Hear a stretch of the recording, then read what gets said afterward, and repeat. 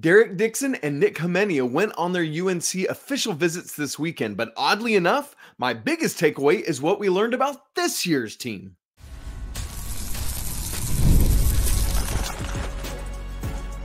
You are Locked On Tar Heels, your daily podcast on the UNC Tar Heels. Part of the Locked On Podcast Network, your team every day.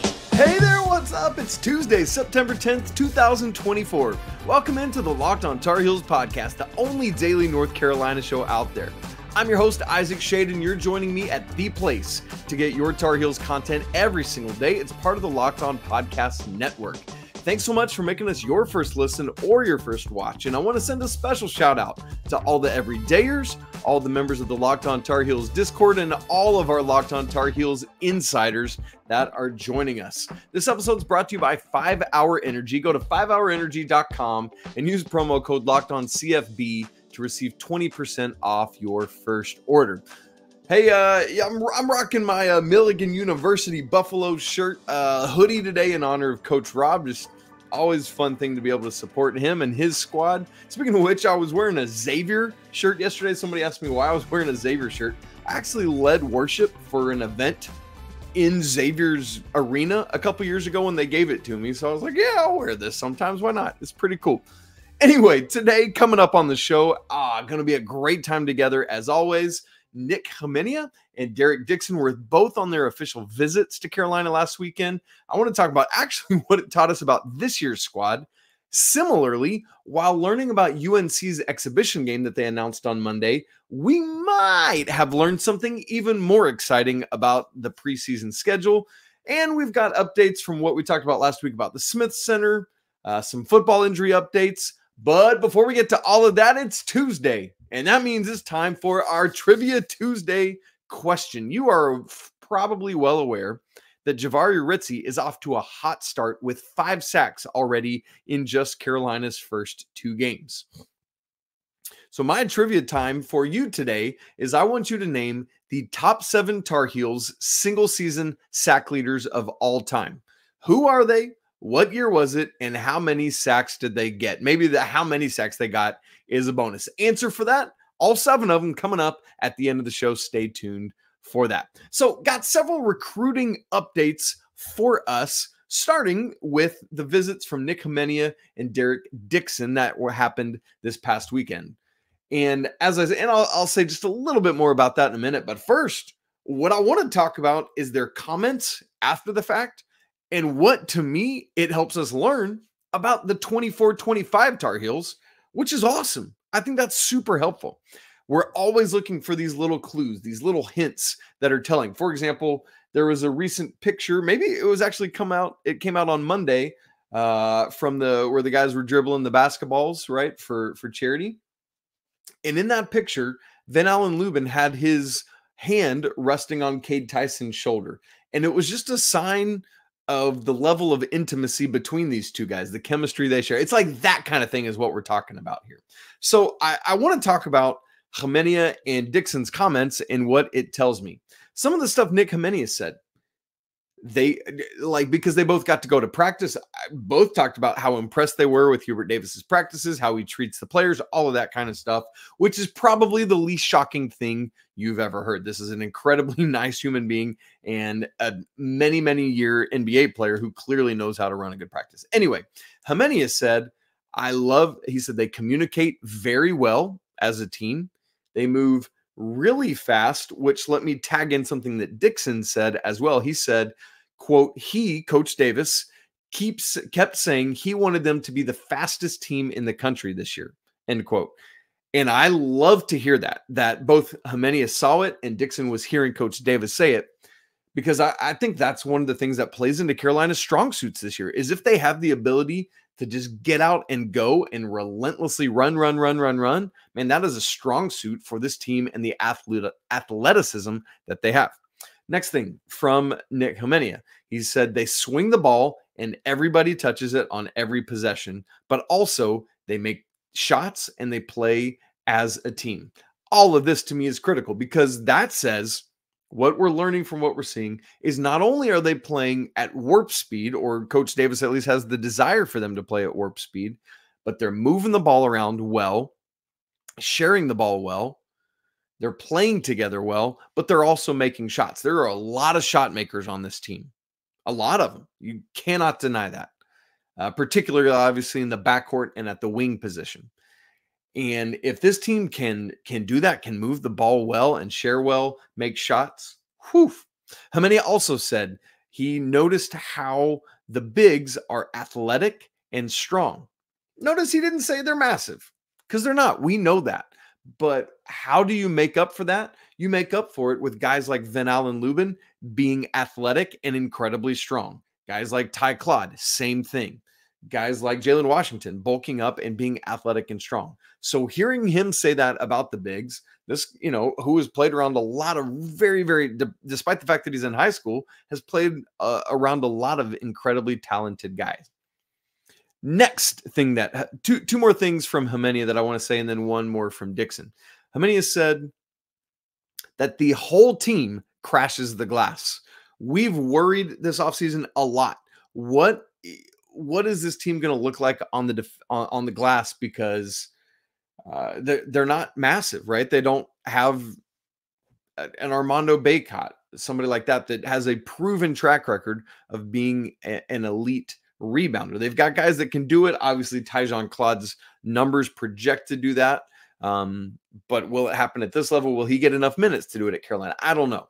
But one of the things we've said is it's going to be everybody in. And clearly, from what Khamenia is seeing, that's exactly what the coaching staff is having this team do, is everyone go and everyone get to the glass, because that's what we got to do to compete on the glass, which is critically important for success. So I love hearing that from Khamenia. The last thing from him is he said, quote, "They play positionless basketball with 4 guys out and 1 in, and that is pretty big for me," which that's great for Khamenia's recruitment, because he's a guy that is going to be something of a stretch for, a la Brady Manick, right? I think he's a more athletic Brady Manick, perhaps, from what I've seen of Khamenia anyway.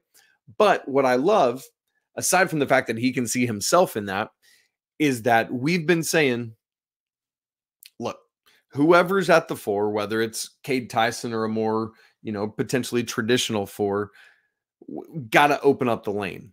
And that's what he's saying, right? Like there's one in there, whether that's a Jae'lyn Washington, a Van Allen Lubin, whoever it is, but everyone else is out surrounding that and having just that spacing that we anticipate Carolina to have this year as they start to play even more different. I know in the Hubert Davis era, it is in a lot of ways been 4 around 1, but Brady Manick would go inside some. Pete Nance 2 years ago would go inside some. Obviously, Harrison Ingram as the starting 4 was a more perimeter oriented player for Carolina, but would back guys down in the post quite a bit. And so that was the thing. But I love just hearing Khamenia identify the positionless basketball that's going on for Carolina, because I think that's also going to be a key for their success this season, given the personnel on the roster. And then the other thing from Dixon that he said is he was really, obviously, so if you're not aware, Dixon is a guard, a shooting guard, and so is going to be able to see himself a lot in RJ Davis and Elliot Cadeau, as well as he starts to think about growing his point guard skills. But he talked specifically about Elliot and RJ. But Elliot, he said, I love the way he creates shots at the rim, the way he creates plays and opportunities for others, the lobs he throws. And that's another thing. You think about the athleticism of Carolina's big men, and I want to see Elliot throwing lob after lob after lob this year. Let's just go out and run and make that happen. So we'll watch for all of that. But I just thought all of those insights and observations from those two guys who were up close and personal with the team this weekend, regardless of whether they come to Carolina or not, they're observing things that you and I have been hoping that Carolina will do this offseason. And I know it's just an opportunity to see them practicing. Will that translate in the game? Obviously, that's something we're going to have to wait and answer later. But as for right now, and as for what these guys have seen, baby, I am encouraged by that. Quickly on Derek Dixon, because he is closer to a commitment than Nik Khamenia is. Dixon visits Arizona this upcoming weekend. And then his plan, at least if he sticks to what he has said, is that he's planning on a decision on September 27th, which is 17 days from today, would be 2 weeks from Friday. Adam Zagoria from Zag's blog, who does a great job with recruiting and other college basketball things, actually per his reporting, texted with Derek Dixon on Monday. And Dixon said that he is indeed, quote, closing in on a college decision after visiting North Carolina over the weekend. And that, quote, that Dixon told him, I will have a little bit of downtime just to get with my family and make this decision.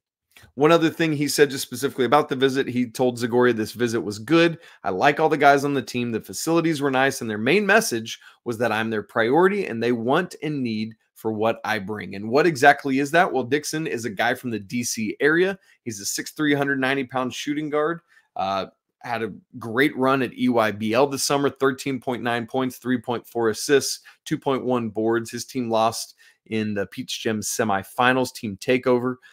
But this guy has a beautiful jumper. And what does Hubert Davis wants? He wants guys that can fill it up, can shoot the ball. That's what the NBA wants. Shot makers, scorers. And that's what Derek Dixon can do. So we'll keep our eyes out on that. Just a couple other quick things in passing. The coaching staff visited Caleb Wilson in his home last Thursday. I had given up kind of hope on Caleb Wilson, but there is a little bit of rekindled hope there. I mean, it sounds like all 12 of his final schools are having the coaches come into his home and talk to him, but good vibes coming out of it. But of course, everyone's going to have good vibes coming out of those. So we'll see what happens there. But the two other things is that the staff visited Nate Ament on Monday at his school. Tennessee was expected to be there as well, but Jamie Shaw from On3 reported that the full staff would be there. Now, obviously the full coaching staff, that doesn't include Pat Sullivan and Marcus Page, even though they are now assistant coaches as of, the rules that came into place last year. Still only the three original assistant coaches are the ones that are allowed to travel right now. So when we say full staff, it would mean Coach Davis, Coach Frederick, Coach Sean May, and Jeff Lebo go in there. Also, the staff visited Braylon Mullins on Monday. And interestingly, Coach Brad Frederick went to visit him last week on September 4th, and Mullins is coming to campus for his official visit this weekend. So, man, they are making a big push for this dude. So we'll keep our eyes out on that as well. Now, sticking with the idea of this year's team, Carolina announced on Monday their typical exhibition, who it was going to be. But I'm reading between the lines, and I think there's an even bigger preseason opportunity forthcoming. I'll explain what I mean coming up in just a second. But first, hey, Locked On Tar Heels community, I want to take a moment to give you a heads up on a brand new mobile game that I think you're going to love. It's called the Ultimate College Football Head Coach. In this amazing simulation, you get to step into the shoes of a head coach and lead your college football program to glory. Can you imagine stepping in and being in the shoes of Mac Brown? How fun would that be? Well, from recruiting players to hiring coaching staff and overseeing training camp, handling scholarships, and more, you control every crucial detail of your program. You think you can handle that pressure? I think it's worth you checking it out. And here's what else I love about this game. You're responsible for calling the offensive plays. So your strategy not only determines how successful your season is, but also is going to shape the future and legacy of your program. Ultimate College Football Head Coach is completely free, has no ads, and is 100% playable offline so that you can do it anytime you want to. And of course, I've got a special offer for the entire Locked On Tar Heels community. Use promo code LOCKEDONCFB, all caps, inside the game store to receive a free boost for your program. To download the game, just visit ultimate-cfb.com or look it up on one of the app stores. Ultimate College Football Head Coach. Begin your coaching legacy today. On Monday, North Carolina announced their exhibition that they will play this upcoming season. It's Johnson C. Smith. That game will be on Sunday, October 27th at 2 p.m. in Eastern time. Interesting that that is falling on a Sunday. Typically, these exhibition games have been on Friday night. So that's just a little bit of a change there from what we're used to. If you're interested in going, by the way, the program announced single game tickets are going to be available at some point in October. They did not name the specific date yet. And great news, before you even ask, yes, you will be able to watch this game. It's going to be streaming, though. It'll be on ACC Network extra. So it's not a TV station or a TV channel. You got to do it on your phone or your computer, or if you have a smart TV or a TV that can connect to the ESPN app somehow, then you just go in there and that's where you will find it. If you need help, reach out. I'll do my best to help you find it. Now, interestingly, per our friend Brendan Marks, who's been on the show before, he said that Coach Davis's dad actually played at Johnson C. Smith. You might actually remember that, but also that's where Coach Davis's parents met. That's a really cool thing, and I love that he's honoring that. And if the school sounds familiar to you, it's because Carolina played them to start the 2022-23 season as well. Now, so that's cool. Love getting that exhibition announced, but here's why I really, really want to talk about this. Adam Lucas, who you know and love, does a great job writing about the Tar Heels, tearjerker every time. And, you know, does a great job with Jones Angel, the voice of the Tar Heels, on the Carolina Insider podcast as well. But Adam tweeted about this exhibition game, and at the end of it, here's what he said, quote, "More news to come on the preseason slate." Here's what I want to talk about. Typically, what Carolina has done in their preseason is play one exhibition and one so-called secret scrimmage. Per NCAA guidelines, you're allowed to play two of some kind of preseason games. Either two exhibition games against non-Division I competition, or two of those secret scrimmages with no media coverage, nobody's allowed to be there other than essential personnel, or one of each. Typically, that's what Carolina has done, is played one of each of those. For example, last year, they played FAU in their secret scrimmage and St. Aug's in the mission game. What I'm taking away from Adam's tweet is this. Let me read you something that came out at the very beginning of August from the NCAA Committee for Legislative Relief. Here's what they said.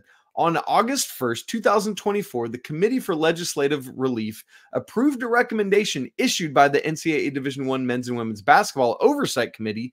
Here it is. To permit an institution to conduct both of its two permissible exhibition games in the sport of basketball against a Division I institution for the purposes of raising funds for a catastrophic event as defined by FEMA, or for social justice initiatives and or general medical expenses, such as the American Cancer Society or a local health emergency, end quote.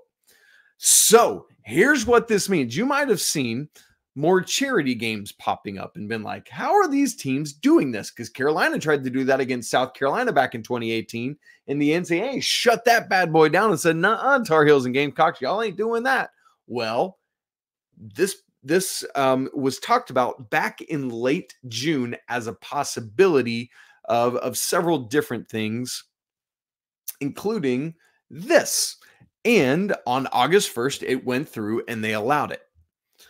So here's my immediate takeaway from what Adam tweeted.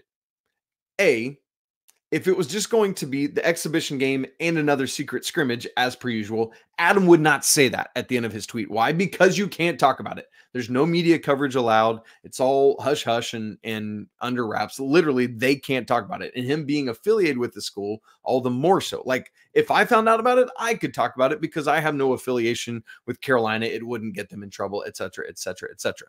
So Adam saying this tells me that Carolina is going to get in on having one of these charity exhibitions. And because you can do these against Division I schools, it's going to be a fun opponent. And that also means then that Carolina will not play a secret scrimmage this year because they've already announced that exhibition and you can only have two. In fact, later in that quote from the Committee for Legislative Relief, they actually say, quote, the Committee for Legislative Relief noted waivers to permit an institution to participate in an additional exhibition game or scrimmage in the sport of basketball will be denied, and previously signed contracts will not be considered mitigating circumstances, meaning you can't play a third game. So Carolina has the exhibition against Johnson C. Smith, and I believe the second of their preseason games that they'll play will be a charity event game against some high-level other Division I opponent, which is going to be awesome. And also, by the nature of what this has to be, it will be open to the public and you will be able to buy tickets to it, because here's some other of the nitty-gritty details from the Committee for Legislative Relief. Quote, the exhibition game must occur prior to the first permissible contest date, meaning preseason. Another one, the exhibition game may occur at any location other than the educational institution. So meaning it can't be at Carolina or at where they would, or the other school, or a facility that is regularly used by those student athletes for practice or competition, meaning it couldn't be in the Dean Dome, for example. So keep that in mind. But here's the other thing. All net proceeds from the exhibition game must go to a 501c3 to support humanitarian efforts for catastrophic event, social justice initiatives, and or general medical expenses. So they've got to sell tickets for this, and they've got to determine who it's going to go to. And then I didn't bother reading all this, but they have to tell the NCAA what the income was from that, so that then it's properly passed on to that 501c3. So this is potentially great news, Tar Heels fans. There's going to be not only the exhibition, but probably an opportunity to see Carolina in a charity exhibition. And several other schools have already done this. We're going to get to see Arkansas and Kansas do it. Tennessee and Indiana on October 27th. Alabama is actually doing both of their games as charity exhibitions. They're playing Wake on October 18th and Memphis on October 28th. So now, at least until this changes or this waiver is, adjusted or whatever. But as for right now, there's three options that you could do. There's charity exhibitions, there's secret scrimmages, and there are just standard exhibitions against non-Division I opponents. And you can basically do any combination of those for 2 games. So my thought is that this year, North Carolina is going to play Johnson C. Smith. And then because of reading between the lines from Adam Lucas's tweet, I believe that Carolina at some point in the very near future is going to announce that they're going to play a charity exhibition against another Division I opponent. I don't have any inside knowledge on that. I don't know who it's going to be or where it's going to be or when it's going to be, but I'm telling you, that's what's going to happen. So keep your eyes out for that. Late last week, we talked about possibilities for the Smith Center or what Carolina will do for their basketball. We took a vote on YouTube as to what you think should happen. And boy, the results were interesting. And you guys had some great thoughts about it. I want to unpack those. The people have spoken, right? Plus, football injury updates from Monday's press conferences from Coach Brown. And of course, I got the Tuesday trivia answer for you. All that coming up in just a second. Right after I tell you about 5-Hour Energy. Man, go grab a 5-Hour Energy shot to stay alert, to watch all your favorite games. It helps you get through that third quarter lull of a football game, or maybe you stayed up too late last night. Like I stayed up too late to watch the Braves, not Monday night, but Sunday night. They went 11 innings, and I was watching it later. And because of that, now this morning, I need a 5-Hour Energy shot to help me get through the day. Well, 5-Hour Energy is that brand that hardworking people have trusted for over 20 years to give them the alert and energized feel they need to get through a busy and hectic day after a long night. You always know where to find these, by the way, right at the cash register at nearly every convenience and drug and grocery store nationwide that you can find. So go right now and stock up on these money-saving multi-packs to make sure you never run out of delicious, energizing 5-Hour Energy shots. So go to 5hourenergy.com, that's the number 5, and get some 5-Hour Energy product today. And you can use my promo code LOCKEDONCFB to receive 20% off your order. Offers only valid until September 30th on one order, and it cannot be used with other promotions, and the code is no good on subscription orders. So again, go to 5hourenergy.com today. Late last week on the show, we talked about the 6 possible proposals for what will happen for Carolina's basketball arena, whether it was the 2 off-site options, whether it was an on-campus option but at a different site, whether it was a complete tearing down of the Smith Center and rebuilding a new arena at the same site, or a renovation of the existing building to take care of some other things. As of when I checked this earlier on Monday, I think it's higher now. I haven't looked, but at that point, there were 229 votes. And I grouped these in 4 categories. an off-campus arena, a Smith Center replacement, meaning at the same site, completely new building, Smith Center renovation, or fourth, a new on-campus arena, but at a different site. Here were the responses. 3% voted for off-campus arena. I think I would have guessed that would have been fourth, but by a wide margin, it was fourth.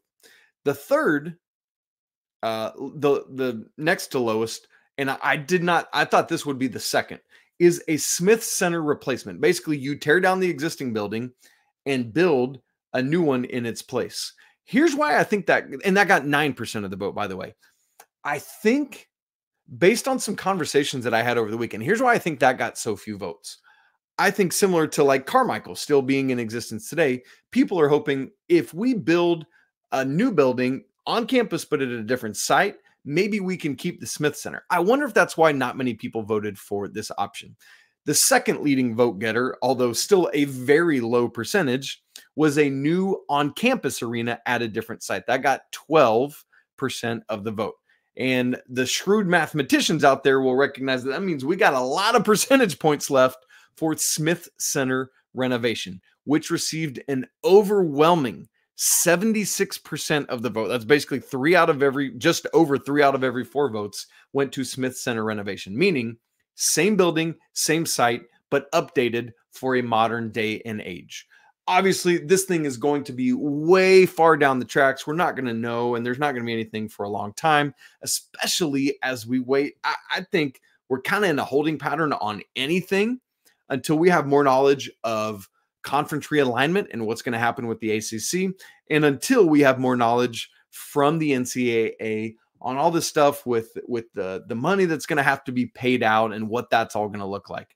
Because whatever Carolina decides to do, if it is going to make a change, it's going to be a chunk of change. So I think until you know the financial status of things like conference realignment and everything the NCAA is working on right now, I don't know that it makes sense to do anything yet. But here, I just want to bring out 3 of the comments. This came from Hayden Steelman, 1731, who said, need more student section so that the Dean Dome can be loud. And I hear that in a big way. You know, that's a big part of what people kind of talk about is like, hey, like, I love the Dean Dome and it's big and it's great, but we don't get to hear the students because they're not in a good, not enough are in that lower bowl right by the court. And so we'd love to get that. So I hear that and I resonate with that. And so it's something they're going to have to take a look at because there's all those like legacy seating things that people bought when the Smith Center was established. Do you keep that intact? It's really hard to know. Here's the next one. This comes from Jim Robinson, 1140, who says, I've been to the Dean Dome since it opened. It needs more bathrooms and more concession stands and luxury boxes. And oh, by the way, please don't, all caps, put it off campus. So yeah, I think this is a big part of the issue is there's got to be updates to the bathrooms, got to be updates to concession stands and concourse. There's just one concourse right now. There's got to be more because that thing gets so packed. And one of the big things I think that people are looking at is luxury boxes or premium seating for corporate sponsorships and things like that. And then, as was said, please don't put it off campus. I think that's the big thing is that you want to find a way to do all this, but keep it at an on-campus thing. So there you go. Those are some of the quotes I wanted to read. And then let me just give you a few other things. As I said, injury updates from football press conferences on Monday. Injuries, Darwin Barlow, the lower body. Remember, he didn't play, and we knew that pre-game on Saturday. He's going to be monitored throughout the week, so no decision really yet and non-committal on his status. Same with center Austin Blaske, who went out with a lower body injury. He will be monitored throughout the week, although we were told post-game it was like he could have come back in if he wanted to, so I would lean towards he's going to be monitored. And I think part of it is you're not going to need him against NC Central. So don't rush it. Don't risk it. Obviously, Kamen Rucker's going to be out a couple weeks. We're not even kind of acknowledging that. But then what we heard, and you saw, if you follow our buddy Michael Coe, you saw him tweet this out, said that everyone else, quote, should be available according to Coach Brown. So that would be Omarion Hampton, that would be Bryson Nesbitt, and that would be freshman offensive lineman Aiden Banfield. And so assuming that's true, that's great news, because Nesbitt was ruled out for the rest of the game. Hampton was available but didn't play in the second half. And so hopefully those guys are fully ready to go. Same kind of thing, though. If they're not, I do not want to risk the rest of the season just to have Hampton and Nesbitt out there this weekend. But the should be available moniker is encouraging, if nothing else. All right, Tuesday trivia answer coming up for you. Name the top 7 Tar Heels in terms of single season sack leaders all time at Carolina. Who are they? What year and how many? Let's go from 7 all the way down to 1. Number 7, Quentin Copples in 2010 had 10 sacks. Number 6, Hailey Taylor in 2007 had 10.5. Robert Quinn, number 5 in 2009 had 11. Kareem Martin in 2013 had 11.5.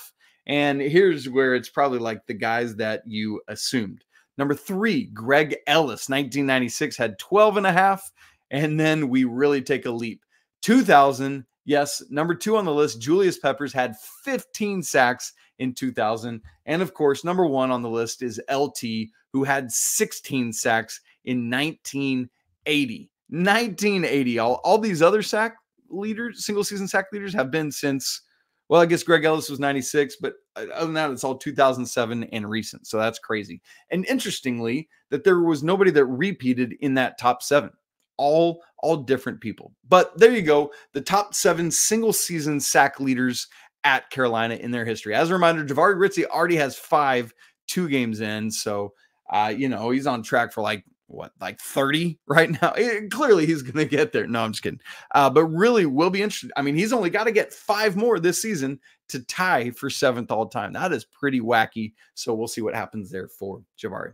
That's it for today's episode of Locked On Tar Heels. Thanks so much for joining us. If you haven't subscribed to the show to make sure you don't miss a second, please do exactly that.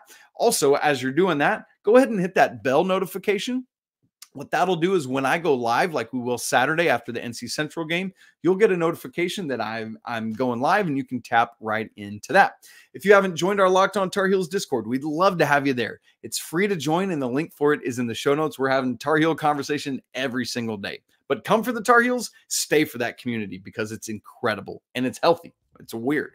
Also, I'd love for you to join our Locked On Tar Heels Insider program, where you can chat one-on-one with me through text messages. I make available to you, if you join that Insider program, free as part of that, all of my stats and charts and data that I keep and update all the time. It's free to join for 2 weeks to try it out, and then just $5 a month after that. A great way, by the way, to help support our show if you love Locked On Tar Heels. All right, gang, it's always a great day to be a Tar Heel. We'll be right back with you tomorrow with Coach Pat Kilby and I talking our season preview of Jalen Withers. But until then, peace.